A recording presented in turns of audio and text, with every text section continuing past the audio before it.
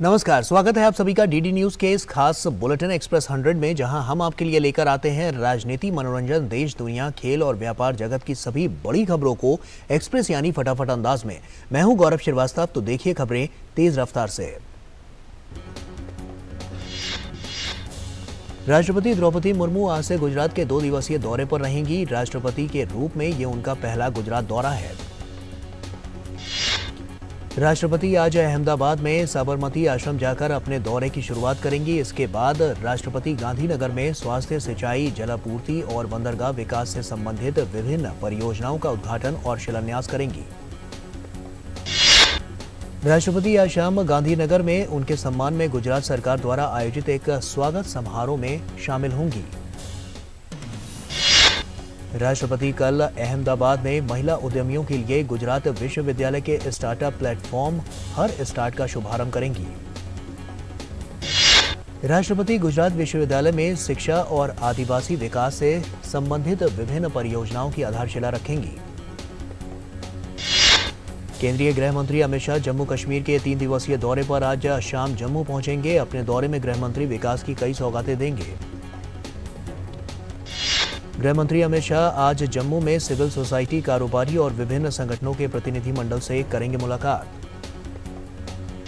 अपने जम्मू दौरे के दूसरे दिन कल गृह मंत्री अमित शाह मां वैष्णो देवी के दरबार में माथा टेकने के बाद राजौरी बस स्टैंड में रैली को संबोधित करेंगे।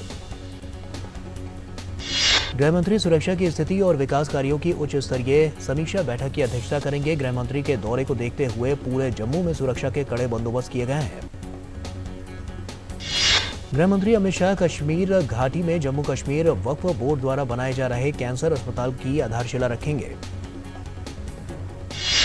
अपने जम्मू कश्मीर के दौरे पर केंद्रीय गृह मंत्री अमित शाह राजौरी और बारामूला में आगामी 4 और 5 अक्टूबर को जनसभाओं को करेंगे संबोधित।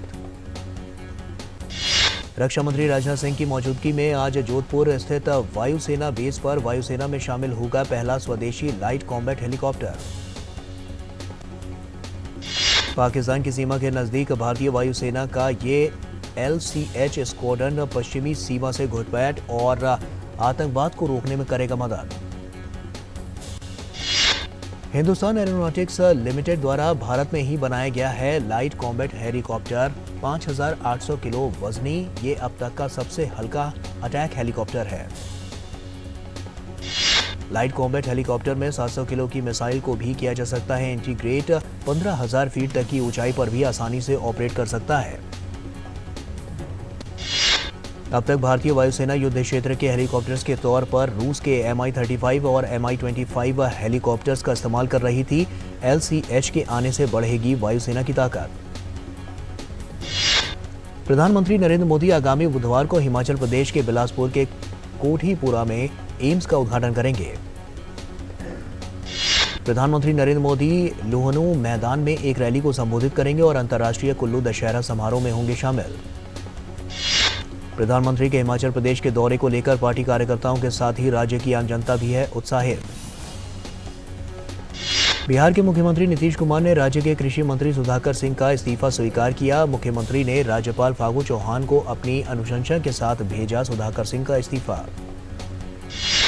कृषि मंत्री सुधाकर सिंह ने कल अपना इस्तीफा मुख्यमंत्री नीतीश कुमार को सौंपा था। वहीं बीजेपी ने भ्रष्टाचार को लेकर नीतीश सरकार पर साधा निशाना। केंद्रीय आवास और शहरी मामलों और पेट्रोलियम और प्राकृतिक गैस मंत्री हरदीप सिंह पुरी आज नई दिल्ली में विश्व पर्यावास दिवस 2022 समारोह में होंगे शामिल। विदेश और संसदीय मामलों के राज्य मंत्री वी मुरलीधरन आज ओमान की 2 दिवसीय यात्रा पर होंगे रवाना। केंद्रीय इलेक्ट्रॉनिक्स एवं IT तथा कौशल विकास एवं उद्यमिता राज्य मंत्री राजीव चंद्रशेखर आज से गुजरात के 2 दिवसीय दौरे पर जाएंगे। राजीव चंद्रशेखर सुरेंद्रनगर और राजकोट में छात्रों, स्टार्टअप उद्योगों और उद्यमियों के साथ भारत के युवाओं के लिए प्रधानमंत्री के न्यू इंडिया के दृष्टिकोण को करेंगे साझा। विज्ञान और प्रौद्योगिकी मंत्री डॉक्टर जितेंद्र सिंह ने कहा कि भारत की भू स्थानिक अर्थव्यवस्था के वर्ष 2025 तक 12.8% की वृद्धि दर से 63,100 करोड़ रुपए से अधिक होने की उम्मीद है। डॉक्टर जितेंद्र सिंह ने कहा कि सरकार विकास योजनाओं का बेहतर कार्यान्वयन सुनिश्चित करने के लिए पूरे ग्रामीण क्षेत्र का डिजिटलीकरण और मानचित्रण कर रही है। विदेश मंत्री डॉक्टर सुब्रमण्यम जयशंकर ने वडोदरा में कहा कि अंतर्राष्ट्रीय स्तर पर भारत की कूटनीति ने आतंकवाद के प्रति दुनिया का नजरिया बदला। डॉक्टर जयशंकर ने कहा कि आज आतंकवाद को शह देने वालों पर दबाव है और इसे सबसे अधिक बढ़ावा पाकिस्तान ने दिया है। उत्तर प्रदेश के भदोही के ओराई कोतवाली के पास एक दुर्गा पूजा पंडाल में रविवार रात करीब 8 बजे आरती के समय भीषण आग लगी। जानकारी के मुताबिक हादसे में एक की मौत, 50 से अधिक लोग झुलसे। झुलसने वालों में महिलाएं और बच्चे अधिक। घायलों का सरकारी और निजी अस्पतालों में चल रहा है इलाज। उत्तर प्रदेश के पूर्व मुख्यमंत्री और समाजवादी पार्टी के नेता मुलायम सिंह यादव की तबीयत बिगड़ी। गुरुग्राम के मेदांता अस्पताल में है भर्ती। मुलायम सिंह यादव को मेदांता अस्पताल की आईसीयू में रखा गया। डॉक्टरों की टीम उनकी सेहत पर नजर बनाए हुए है। चुनाव आयोग आज नई दिल्ली में मतदाता जंक्शन नाम से 52 एपिसोड वाले एक मतदाता जागरूकता कार्यक्रम की शुरुआत करेगा। आकाशवाणी पर किया जाएगा कार्यक्रम का प्रसारण। शारदीय नवरात्रि की आज है महादुर्गा अष्टमी। आज देवी दुर्गा के 8वें स्वरूप मां महागौरी की पूजा अर्चना की जाती है। महाअष्टमी पर मंदिरों में उमड़ा आस्था और भक्ति का सैलाब। देश भर में मंदिरों के बाहर भक्तजनों का सुबह से ही लगा तांता। केंद्र ने कहा, घरेलू आवश्यकताओं को पूरा करने के लिए देश में अनाज का पर्याप्त भंडार। गेहूं और चावल के खुदरा और थोक मूल्यों में आई है कमी। केंद्र ने किसी भी तरह के मूल्य वृद्धि से बचने के लिए कई कदम उठाए हैं और गेहूं तथा चावल के मामले में निर्यात संबंधी विनियम लागू किए हैं। आज श्री कृष्ण जन्मभूमि शाही मस्जिद ईदगाह विवाद मामले में मथुरा की एक अदालत में सुनवाई होनी है। भारतीय रेलवे ने सितंबर 2022 में 115.80 MT की अब तक की सबसे अच्छी मासिक माल ढुलाई दर्ज की है। सितंबर के महीने में वृद्धिशील ढुलाई 9.7 MT रही है, जो 2021 में दर्ज पिछले सर्वश्रेष्ठ सितंबर के आंकड़ों की तुलना में 9.15% अधिक है। रेलवे ने कोयले में 6.8 MT की वृद्धिशील ढुलाई अर्जित की है, जिसके बाद लौह अयस्क में 1.2 MT तथा शेष अन्य वस्तुओं में 1.22 MT, सीमेंट और क्लिंकर में 0.4 MT और उर्वरकों में 0.3 MT की वृद्धि हासिल की है। सड़क परिवहन और राजमार्ग मंत्रालय ने स्वच्छता और लंबे संदर्भों के निपटान के लिए विशेष अभियान 2.0 आरंभ किया। विशेष अभियान 2.0 के तहत सड़क परिवहन और राजमार्ग मंत्रालय NHAI सभी कार्यालयों, टोल प्लाजा और सड़क की पटरी की सुविधाओं सहित लगभग 1200 स्थानों पर स्वच्छता अभियान चलाया जा रहा है। रिलायंस जियो अपनी 5G सेवाओं को शुरू करने से पहले ही एक 5G तकनीक से युक्त एम्बुलेंस उसने लॉन्च की है। वहीं जियो अपनी 5G सेवाओं की शुरुआत दिवाली से करेगी। उसने ये एम्बुलेंस प्रगति मैदान में चल रही इंडियन मोबाइल कांग्रेस की प्रदर्शनी में लॉन्च की।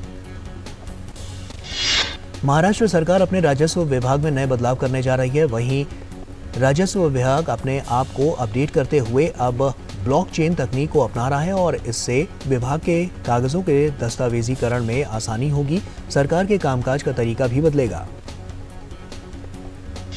क्षेत्रीय ग्रामीण बैंकों के लिए सरकार ने मसौदा दिशा निर्देश जारी किए हैं, जिन पर खरा उतरने वाले इस श्रेणी के बैंक शेयर बाजार में सूचीबद्ध होकर वित्तीय संसाधन जुटा सकेंगे। दिशा निर्देशों के मुताबिक क्षेत्रीय ग्रामीण बैंकों के पास बीते 3 वर्ष के दौरान कम से कम 300 करोड़ रुपए की शुद्ध संपत्ति होनी चाहिए तथा इस दौरान उनकी पूंजी पर्याप्तता भी 9% के न्यूनतम नियामक स्तर से अधिक होनी चाहिए। आरबीआई की एक रिपोर्ट में यह अनुमान जताया गया है कि मुद्रास्फीति की लगातार उच्च स्तर पर बने रहना भारतीय रिजर्व बैंक के लिए नीतिगत चिंता का एक महत्वपूर्ण विषय बना हुआ है, लेकिन सामान्य बरसात और वैश्विक आपूर्ति श्रृंखलाओं में व्यवधान दूर होने से अगले वित्त वर्ष में दबाव कम होने की संभावना है। आरबीआई की इस रिपोर्ट में कहा गया है कि अप्रैल 2023 से शुरू होने वाले अगले वित्त वर्ष में खुदरा मुद्रास्फीति नियंत्रण में आ जाएगी और इसका स्तर 5.2% तक रहने की उम्मीद है। चालू वित्त वर्ष में इसके 6.7% रहने का अनुमान जताया गया है। आरबीआई ने मौद्रिक नीति रिपोर्ट सितंबर 2022 में कहा है कि सामान्य मॉनसून आपूर्ति श्रृंखलाओं में बने व्यवधानों के लगातार दूर होने की स्थिति में वित्त वर्ष 2023 से 24 में मुद्रास्फीति के औसतन 5.2% रहने का अनुमान है। और यहां वक्त तो चला एक छोटे से ब्रेक का, जल्द लौटते हैं। अपने अकाउंट से संबंधित लेन देन के बारे में तुरंत अलर्ट पाने के लिए अपने बैंक के पास अपना मोबाइल नंबर और ईमेल रजिस्टर कर दीजिए। अगर आपको किसी ऐसे लेन देन के बारे में अलर्ट मिलता है जिसे आपने नहीं किया है या फिर अधिकृत नहीं है, तो तुरंत अपने बैंक को आप सूचित करें। आरबीआई कहता है, जानकार बनिए, सतर्क रहिए।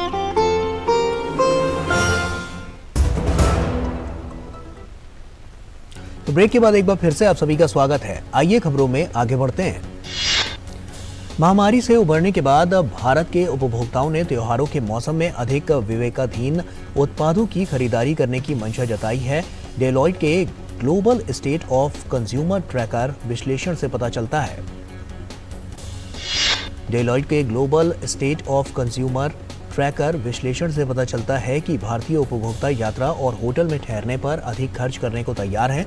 वे अगले 6 महीनों में नया या पुराना वाहन खरीदने के बारे में भी सोच रहे हैं। डेलॉइट ने मुद्रास्फीति की चिंताओं के बावजूद अगले 4 सप्ताह में विभिन्न आयु वर्गों और सभी श्रेणियों में सुनियोजित खर्च बढ़ेगा। इस सर्वेक्षण रिपोर्ट के मुताबिक उपभोक्ता कपड़ों, इलेक्ट्रॉनिक उपकरणों, गृह साज सज्जा, मनोरंजन और यात्रा पर खर्च करना चाहते हैं, जो आगामी त्योहारों को देखते हुए एक सकारात्मक रुझान है। इस सर्वेक्षण रिपोर्ट के मुताबिक अप्रैल 2022 की तुलना में अगस्त 2022 में उपभोक्ता 30% अधिक विवेकाधीन खर्च करना चाहते हैं। करीब 88% भारतीय उपभोक्ता अगले 4 हफ्तों में मौज मस्ती करने वाली यात्रा पर खर्च करने की तैयारी में है। सुजलॉन एनर्जी के संस्थापक अध्यक्ष और प्रबंध निदेशक और प्रमोटर तुलसी आर तांती का 2022 को निधन हो गया। देश की शीर्ष 10 मूल्यवान कंपनियों में से 7 कंपनियों का सम्मिलित बाजार मूल्यांकन पिछले हफ्ते शेयर बाजारों में काफी हद तक गिरावट का रुख रहने से 1 लाख करोड़ रुपए घट गया है। सर्वाधिक मूल्यवान कंपनी रिलायंस इंडस्ट्रीज को इस हफ्ते अपने बाजार मूल्यांकन में 41,000 करोड़ रुपए का नुकसान उठाना पड़ा। सप्ताह के अंत में उसका बाजार पूंजीकरण 1 लाख करोड़ रुपए पर आ गया। फीफा अध्यक्ष जियानी इन्फेंटिनो ने पूर्वी जावा प्रांत में इंडोनेशिया के मलंग में एक फुटबॉल मैच में मची भगदड़ में कम से कम 174 लोगों की मौत और 180 अन्य के घायल होने के बाद इस घटना को फुटबॉल के लिए एक काला दिन करार दिया गया है। ये दुनिया की सबसे खराब दुर्घटनाओं में से एक है, जहां स्थानीय टीम अरेमा एफसी के पूर्वी जावा में रोमांचक मैच में परसेबाया सुरबाया से 2-3 से हारने की बात ये हुई है। फीफा ने फुटबॉल इंडोनेशिया के फुटबॉल संघ से रिपोर्ट मांगी। वहीं इंडोनेशिया के राष्ट्रपति जोको विडोडो ने दिए जांच के आदेश। विदेश मंत्री अजय शंकर ने मलंग के फुटबॉल स्टेडियम में हुई त्रासदी में शोक संतप्त परिवारों के प्रति संवेदना व्यक्त की है, जिसमें 125 लोग मारे गए हैं और 300 से अधिक घायल हो गए हैं। यमन के युद्ध में 6 महीने का विराम बिना विस्तार के समाप्त हो गया। संयुक्त राष्ट्र के विशेष दूत ने शांति बनाए रखने का आग्रह करते हुए कहा कि बातचीत जारी है। यूक्रेनी राष्ट्रपति व्लादिमीर ज़ेलेंस्की ने कहा कि यूक्रेन ने प्रमुख शहर लाइमैन पर पूर्ण नियंत्रण कर लिया है। ज़ेलेंस्की का कहना है कि लाइमैन को रूसी सेना से पूरी तरह से मुक्त कर दिया गया है। लाइमैन शहर डोनेट्स्क में स्थित है, जिसे रूस ने हाल ही में 3 अन्य क्षेत्रों के साथ कब्जा कर लिया था, जो कि यूक्रेनी क्षेत्र का 15% हिस्सा है। अमेरिकी रक्षा मंत्री का कहना है कि वो यूक्रेन के सैनिकों द्वारा लाइमैन को हथियाने की खबरों से उत्साहित हैं। ब्राजील के चुनाव प्राधिकरण ने पुष्टि की है कि ब्राजील के लोग 30 अक्टूबर को अब रन ऑफ चुनाव में मतदान करेंगे। ब्राजील के पूर्व राष्ट्रपति लुइज इनासियो लुला दा सिल्वा को राष्ट्रपति चुनाव में सबसे अधिक वोट मिले हैं, लेकिन अपने धुर दक्षिणपंथी प्रतिद्वंदी मौजूदा राष्ट्रपति जेयर बोल्सोनारो के खिलाफ रन ऑफ चुनाव से बचने के लिए पर्याप्त नहीं थे। बोल्सोनारो पर भड़काऊ भाषण देने के अलावा लोकतांत्रिक संस्थाओं को कमजोर करने के आरोप लगाए जाते हैं। बोल्सोनारो पर इसके अतिरिक्त देश में कोविड-19 महामारी की चुनौती से निपटने के उनके प्रयासों की भी आलोचना की जाती है और अमेज़न वर्षा वन में बीते 15 वर्षों के दौरान वनों की सबसे अधिक कटाई के लिए भी उन्हें जिम्मेदार ठहराया जाता है। और यहां वक्त हो चला एक और छोटे से ब्रेक का, जल्द लौटते हैं। एक बार फिर से आप सभी का स्वागत है। आइए खबरों में आगे बढ़ते हैं। अमेरिका के फ्लोरिडा राज्य के अधिकारियों ने तूफान इयान से कई और लोगों के मारे जाने की पुष्टि की है, जिन्हें मिलाकर अब तक देश में 47 लोगों की इस तूफान में जान जा चुकी है। वैश्विक स्तर पर इयान तूफान से मरने वालों की संख्या अब 54 हो गई है। अमेरिका के नेशनल गार्ड के प्रमुख व 4 सितारा जनरल डेनियल होंगसन ने एसोसिएटेड प्रेस को बताया, 1000 से अधिक लोगों को फ्लोरिडा के दक्षिण पश्चिमी तट से सुरक्षित निकाला गया। अधिकारियों ने बताया कि नदी में आई बाढ़ से बचाव कार्य और आपूर्ति बहाल करने में बाधा उत्पन्न हुई। उन्होंने बताया कि बियक्का नदी में आई बाढ़ की वजह से अंतर्राज्य मार्ग संख्या 75 का कुछ हिस्सा बह गया। बुर्किना फासो की राजधानी ओगाडोगो में गुस्साए प्रदर्शनकारियों ने फ्रांसीसी दूतावास पर हमला कर दिया। पश्चिम अफ्रीकी देश में तख्तापलट करने वाले नए नेता कैप्टन इब्राहिम ट्राओरे के समर्थकों ने फ्रांस पर सत्ता से बेदखल किए अंतरिम राष्ट्रपति लेफ्टिनेंट कर्नल पॉल हेनरी सैंडाओगो डामिगा को पनाह देने का आरोप लगाया। भारत ने दक्षिण अफ्रीका को दूसरे T20 मुकाबले में 16 रनों से हरा दिया। भारत से जीत के लिए मिले 238 रन के विशाल लक्ष्य के जवाब में अफ्रीकी टीम 3 विकेट पर 221 रन ही बना पाई। इस जीत के साथ ही भारत ने 3 मैचों की सीरीज में 2-0 की अजायब बढ़त बना ली है। ये पहला मौका है जब भारत ने दक्षिण अफ्रीका के खिलाफ कोई T20 सीरीज अपने घर में जीती है। दक्षिण अफ्रीका के खिलाफ वनडे सीरीज के लिए भारतीय टीम का ऐलान हो गया है। शिखर धवन को टीम का कप्तान बनाया गया है। वहीं T20 विश्व कप के लिए चुने गए अधिकांश खिलाड़ियों को आराम दिया गया है। एशिया कप में आज अपने दूसरे मुकाबले में भारतीय महिला टीम का सामना मलेशिया से होगा। पहले मैच में श्रीलंका को हराने वाली भारतीय टीम लगातार दूसरी जीत दर्ज करने के इरादे से उतरेगी मैदान पर। इंग्लैंड ने पाकिस्तान के खिलाफ 7 मैचों की T20 सीरीज 4-3 से जीत ली है। वहीं सीरीज के अंतिम मुकाबले में इंग्लैंड ने पाकिस्तान को 67 रनों से शिकस्त दी। राष्ट्रीय खेलों में आज पुरुषों की 10,000 मीटर की स्वर्ण सर्विसेज के गुलबीर सिंह ने अपने नाम कर लिया है। वहीं गुलबीर ने अंतिम लैप में बढ़त हासिल कर ली है और ये पहला स्थान हासिल किया है। महिलाओं की 10,000 मीटर रेस में महाराष्ट्र की संजीवनी जाधव ने स्वर्ण पदक अपने नाम करने में सफलता पाई। रविवार को एथलेटिक्स में एक चौंकाने वाला परिणाम देखने को मिला है। लॉन्ग जंप में राष्ट्रमंडल खेलों में रजत पदक जीतने वाले मुरली श्रीशंकर को पीछे छोड़ते हुए तमिलनाडु के जेस्विन एल्ड्रिन ने स्वर्ण पदक अपने नाम किया। भारोत्तोलन में महिलाओं के 64 किलो वर्ग में पंजाब की जसवीर कौर ने स्वर्ण पदक अपने नाम किया। आंध्र प्रदेश की एस पल्लवी ने रजत और मणिपुर की के रोशिलता देवी ने कांस्य पदक जीता। भारोत्तोलन में ही पुरुषों के 81 किलोग्राम भार वर्ग में हरियाणा के दीपक ने स्वर्ण पदक जीतने में सफलता पाई। दीपक ने कुल 315 किलो भार उठाया। महिलाओं की 400 मीटर रिले रेस का स्वर्ण पदक तमिलनाडु ने जीतने में कामयाबी पाई। वहीं तमिलनाडु की टीम ने अंतिम 4 मीटर में शानदार प्रदर्शन करते हुए 3 मिनट 35.32 सेकंड में रेस को पूरा करके स्वर्ण पदक जीता। पुरुषों के 400 मीटर का स्वर्ण पदक हरियाणा ने अपने नाम किया। वहीं सर्विसेज ने रजत पदक जीता, जबकि कर्नाटक को कांस्य पदक हासिल हुआ। मैनचेस्टर सिटी ने इंग्लिश प्रीमियर लीग में मैनचेस्टर यूनाइटेड को 6-3 से हरा दिया। सिटी के लिए शानदार फॉर्म में चल रहे अर्लिंग हलांद और फोडेन हैट्रिक लगाने में उन्होंने सफलता पाई। हैट्रिक के साथ ही हलांद सिटी के घरेलू मैदान पर लगातार 3 मैचों में हैट्रिक लगाने वाले पहले खिलाड़ी बन गए हैं। इस सत्र में हलांद ने 11 मैचों में अब तक 17 गोल कर दिए हैं। स्पेनिश फुटबॉल लीग के मौजूदा सत्र में गत विजेता रियल मैड्रिड को पहली बार अंक बांटने पर मजबूर होना पड़ा है। वहीं ला लीगा में रियल को ओसासुना के साथ 1-1 के ड्रॉ से संतोष करना पड़ा। आज के दिन हिमाचल प्रदेश के रोहतांग दर्रे पर अटल सुरंग का उद्घाटन किया गया था। ये दुनिया की सबसे बड़ी सुरंग है। 2023 की बहुप्रतीक्षित भारतीय फिल्मों में से एक आदिपुरुष का टीजर रविवार को जारी कर दिया गया। अयोध्या से जारी किए गए फिल्म के टीजर के कार्यक्रम में शामिल होने के लिए फिल्म के हीरो प्रभास, हीरोइन कृति सेनन और निर्देशक ओम राउत भी अयोध्या पहुंचे। जदेशा की कन्नड़ फिल्म गुरु शिष्यारू के निर्माताओं ने खो-खो के खेल पर आधारित फिल्म को दिए जा रहे समर्थन के लिए दर्शकों का आभार व्यक्त किया है। कंटेंट निर्माता विष्णु कौशल अपने कॉमिक वीडियो के लिए जाने जाते हैं और अब अभिनेता web series feels like home के दूसरे सीजन में अविनाश के अपने किरदार को दोहराते नजर आएंगे।